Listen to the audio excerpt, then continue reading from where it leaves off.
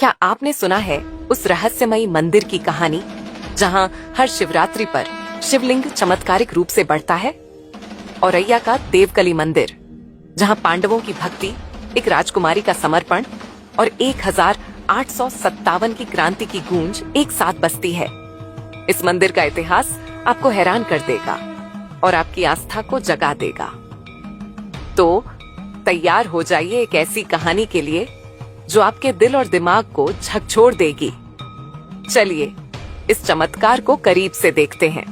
उत्तर प्रदेश के औरैया जिले में यमुना नदी के तट पर बसे एक ऐसे मंदिर की कहानी सुनाने जो न सिर्फ धार्मिक आस्था का केंद्र है बल्कि इतिहास और चमत्कार का एक अनूठा संगम भी है। ये है औरैया का देवकली मंदिर, जहां हर साल शिवलिंग एक जौ के दाने जितना बढ़ता है।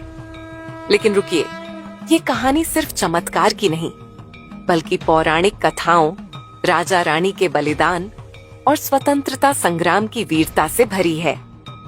यह मंदिर भगवान शिव को समर्पित है और अपनी ऐतिहासिक महत्ता के लिए प्रसिद्ध है। देवकली मंदिर भगवान शिव को समर्पित है और इसे विश्व का एकमात्र शिव मंदिर माना जाता है जो किसी स्त्री के नाम पर है। जी हाँ, ये नाम है कन्नौज के राजा जयचंद की मुंहबोली बहन देवकला के नाम पर। कि मंदिर का शिवलिंग स्वयंभू है, यानी ये खुद प्रकट हुआ था।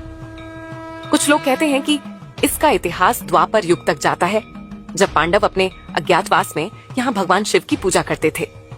लेकिन असली रहस्य तो ये है कि इस शिवलिंग का आकार हर साल महाशिवरात्रि पर एक जौ के दाने जितना बढ़ता है। क्या ये चमत्कार नहीं? भक्तों का मानना है कि सच्चे मन से मांगी गई हर मनोकामना यहाँ पूरी होती है। बात 11वीं शताब्दी की है, जब कन्नौज के गढ़वाल वंश के राजा जयचंद ने अपनी मुंहबोली बहन देवकला का विवाह जालौन के राजा विशोक देव से करवाया। दहेज में उन्होंने 145 गांव दिए, जिनमें ये इलाका भी शामिल था। देवकला भगवान शिव की परम भक्त थी। उनकी इच्छा थी कि उनके नाम पर एक भव्य शिव मंदिर बने। बस तभी से इस मंदिर का नाम देवकली मंदिर पड़ा है। लेकिन कहानी यही खत्म नहीं होती। संवत 202 में राजा कृष्णदेव ने यमुना तट पर देवगढ़ किला बनवाया और यहाँ महाकालेश्वर की मूर्ति स्थापित की। लेकिन यमुना की बाढ़ ने किला और मंदिर को नष्ट कर दिया। फिर संवत 166 में राजा विशोक देव ने अपनी पत्नी देवकला के लिए इस मंदिर का पुनर्निर्माण करवाया। ये मंदिर सिर्फ आध्यात्मिक नहीं बल्कि भारत के स्वतंत्रता संग्राम का भी साक्षी है। 1857 की क्रांति में देवकली मंदिर क्रांतिकारियों की शरण स्थली बना। इटावा के वीर क्रांतिकारी राम प्रसाद पाठक और उनके 17 साथियों ने अंग्रेज कलेक्टर A.O. ह्यूम के खिलाफ गुरिल्ला युद्ध की रणनीति यहीं बनाई। इन वीरों ने अपनी जान गंवाई, लेकिन मंदिर के पास उनका स्मारक आज भी उनकी शहादत की गाथा गाता है। 18वीं शताब्दी में मराठा छत्रपति सदाजीराव भाऊ ने मंदिर का जीर्णोद्धार किया और इसे मराठा शैली में नया रूप दिया।